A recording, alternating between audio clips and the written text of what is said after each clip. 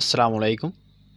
আজকে আমি দেখাবো Epson L380 প্রিন্টার কালার সমস্যা। দেখুন আমি প্রিন্ট করতেছি। এই দেখুন এখানে ব্ল্যাক যে কালারটি এর ভিতরেও অন্য কালি আসছে। তো এই দেখুন উইন্ডোজের যে লোগোটি লোগোর মধ্যে অন্য কালি আসছে। তো এখানে পার্টিশন ভাঙার কারণে এই কালিগুলো দেখুন উল্টোপাল্টা আসতেছে। তো এটা মূলত হেডের পার্টিশন ভেঙে গেছে, যার কারণে লেখাগুলো অন্য কালার ডিসকালার দেখা যাইতেছে। তো আজকের এই ভিডিওতে আমি দেখানোর চেষ্টা করব কীভাবে রিপেয়ার করতে হয়। তো সম্পূর্ণ ভিডিওটি মনোযোগ সহকারে দেখুন, তাহলে আপনি শিখতে পারবেন ও জানতে পারবেন। তো প্রথমত আমি পাওয়ার কেবল খুলে স্ক্রুগুলো খুলতেছি।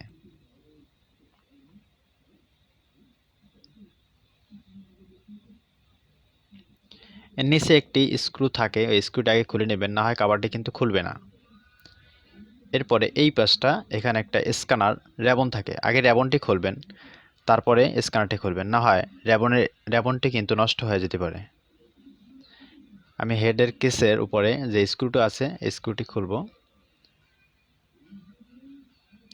স্ক্রুটি আমি খুলতেছি।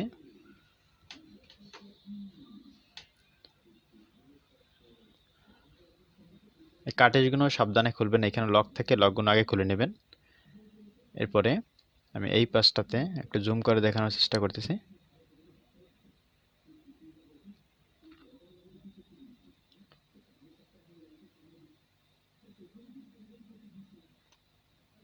দেখুন এখানে একটা লক আছে, আমি এটা দিয়ে লকটা খুলবো। লকটা খোলার পরে এরকম একটা পাবেন।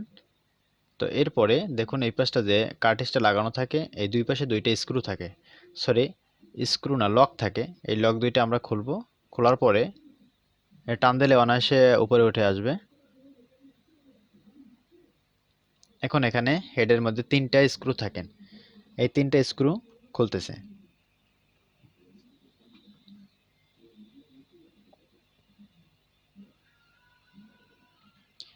রেবনটি আগে এখানে একটা টেপ দেওয়া থাকে, ওই টেপটি খুলে তারপরে খুলবেন।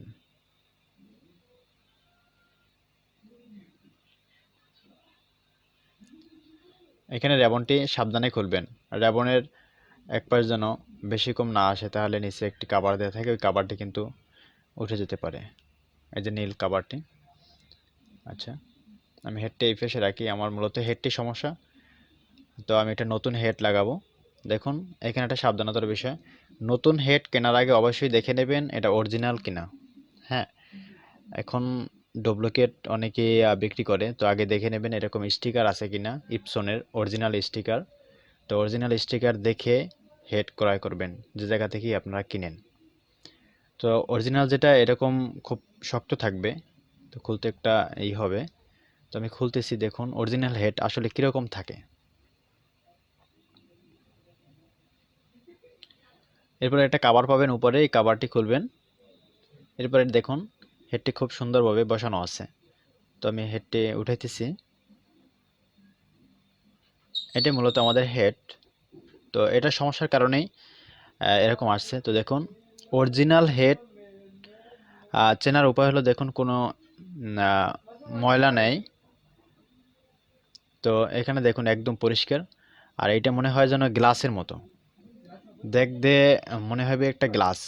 তো দেখুন এই যে র্যাবন এখানে লাগানো থাকে, এখানে কোনো ময়লা নাই। তো এটাকে দেখবেন, আপনি আইডেন্টিফাই করবেন যে আসলে এখানে কোনো ময়লা আছে কিনা, বা কোনো অপরিষ্কার এরকম দেখা যায় কিনা, তাহলে বুঝতে পারবেন এখান থেকে যে আসলে হেডটা অরিজিনাল কি অরিজিনাল না। যদি ইউজ করা হয় অবশ্যই এই গ্লাসটার উপরে কিছু দাগ পড়া থাকবে, তাহলে আপনি বুঝতে পারবেন। আবার দেখুন এখানে যে কার্ট্রিজটা বসানো হয় এখানে কালের চিহ্ন থাকতো, এখানেও কিন্তু কোনো চিহ্ন নাই। এবং এই কিউআর কোডটি দেখুন, আপনারা চাইলে কিউআর কোডটি স্ক্যান করে দেখতে পারেন। দেখুন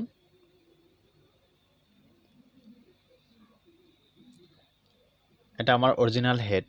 তো এইভাবে আপনারা আইডেন্টিফাই করে দেখবেন যে আসলে আপনার হেডটা কি অরিজিনাল না। কেনার আগে অবশ্যই এটা লক্ষ্য করবেন। তো আমি হেডটা লাগাইতেছি। দেখুন আমার র্যাবনে কিছু কালি লেগে আছে, তো আমি কালিটাকে মুছে নেব। কালি থাকা অবস্থায় কোনো সময় লাগাবেন না, কারণ কালি থাকলে হেডের র্যাবনে হেডটি কিন্তু শর্ট হয়ে যেতে পারে। যদি শর্ট হয়ে যায় নগদ মাদারবোর্ডও যাবে, হেডও যাবে, দুটোই কিন্তু একসাথে পুড়ে যাবে। তো এজন্য অবশ্যই সাবধানতার সাথে লাগাইবেন। আমি লাগাইতেছি। র্যাবন দেখে লাগাইবেন, উপরে যে পিন থাকে পিন দেখে লাগাবেন, উল্টো পিলে যেন না লাগানো হয়।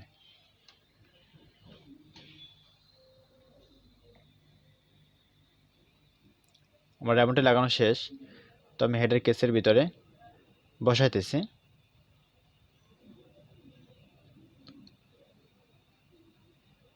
এইখানে যে টিপটি দেওয়া থাকে টিপটি দিয়ে আটকে দিবেন, না হয় কিন্তু সেন্সরটি দৌড়তে সমস্যা হবে। সেন্সরের যে র্যাবনটি থাকে ওই র্যাবনটি কিন্তু অনেক সময় কেটে যায় যদি উল্টো বিলে লাগানো হয়, এজন্য অবশ্যই দেখে লাগাবেন।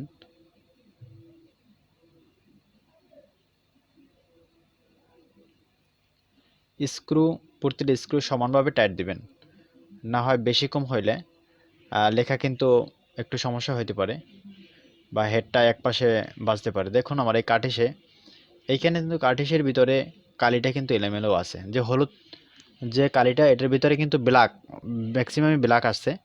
তো আমি এই কালিতে সিরিজ দিয়ে টেনে ফেলে দেব এবং নতুন কালি আনবো, না হয় কিন্তু সেম এই কালিতেই সমস্যা আবার হবে। দেখুন আমি পরিষ্কার করতেছি, একদম কিন্তু হলুদ হইতেছে। আগের যে কালিটা ছিল এখানে ব্ল্যাক ছিল। তো এরকম আপনাদের যদি কার্টিসে কোনো সমস্যা হয় এই কার্টিসের কালিগুলো বের করে নেবেন, না হয় কিন্তু পরবর্তী নতুন হেড লাগানোর পরেও কিন্তু এই সমস্যা থেকেই যাবে। তো আমি একদম এটা চেঞ্জই করে দিই, এটা কার্টিস চেঞ্জ করে দিই। হ্যাঁ, কার্টিস টাইম চেঞ্জ করে দিই, এইভাবে কার্টিস চেঞ্জ করবেন এবং আবার কালিটি টান দিয়ে নিয়ে আসবেন কার্টিসের ভিতরে, কার্টিস যদি খালি থাকে। তো দেখুন এইটা কীরকম ছিল আর এটা কীরকম, দেখি আর কোনো আছে কি না। আশা করি সব ওকে আছে। তো আমি আবার লাগাইতেছি। সম্পূর্ণ ভিডিওটি দেখুন, তাহলে আপনি শিখতে পারবেন ও জানতে পারবেন কিভাবে প্রিন্টার রিপেয়ার করতে হয় অথবা সার্ভিস করতে হয়। দেখুন এরকম সুন্দরভাবে লাগাবেন, না হয় কিন্তু হেডটি দৌড়তে সমস্যা হবে। আপনাদের computer, laptop, printer, scanner, CCTV camera যদি কোনো সমস্যা হয়ে থাকে কমেন্ট করতে পারেন, ওই কমেন্টের উপর ভিত্তি করে পরবর্তী ভিডিও তৈরি করা হবে। আমাদের ভিডিওটি যদি আপনার কাছে ভালো লাগে অবশ্যই লাইক, কমেন্ট, শেয়ার ও সাবস্ক্রাইব করতে ভুলবেন না। আমি আবার স্ক্রুটি লাগাইতেছি। এখন আমি প্রিন্টে একটি প্রিন্ট দিয়ে দেখি। দেখুন আমি নজল চেক দিয়েছি, দেখুন কীরকম আসতেছে। তবে হ্যাঁ একটা কথা, এখানে আমি ভিডিওটি বেশি বড় হয়ে যাবে এজন্য কিন্তু প্রিন্ট দিয়ে দেখাই দিছি। এর মাঝখানে আমি হেড ক্লিনিং দিয়ে নিয়েছিলাম, তো আপনারা কিন্তু হেড ক্লিনিং দিয়ে নেবেন। হেড ক্লিনিং না দিলে কালি কিন্তু আসবে না। অনেকেই হেড কেনার পরে প্রিন্ট দেন, বলেন যে কালি আসে না, কিন্তু কালি আসে না এর কারণ হলো হেডের ভিতরে তো প্রথমত কালি থাকে না। হ্যাঁ দেখুন একদম অ্যাডজাস্টেড। দেখুন আগের প্রিন্টটা আমার কী ছিল, এখন বর্তমান প্রিন্টটা কী ছিল, একদম মনে হয় যেন নতুন প্রিন্টার। তো এটা সমস্যা ছিল, কালিয়া একসাথে মিক্সড হয়ে গেছিলো, হেডের পার্টিশনের সমস্যা ছিল। আর এটা তো আমাদের নতুন হেড দেখতেই পাইতেছেন, একদম ক্লিন। এখানে যে ব্ল্যাক এর ভিতরে যে লাল কালি ছিল এখানে কিন্তু সম্পূর্ণ ব্ল্যাক আসছে, এখানে কিন্তু আর কোনো সমস্যা নাই। দেখুন এখানে প্রিন্টার টেস্ট পেজে লাল কালি ছিল, তার ওইটাই কিন্তু কালো কালি আসছে। তো আপনারা এভাবে সার্ভিস করতে পারেন।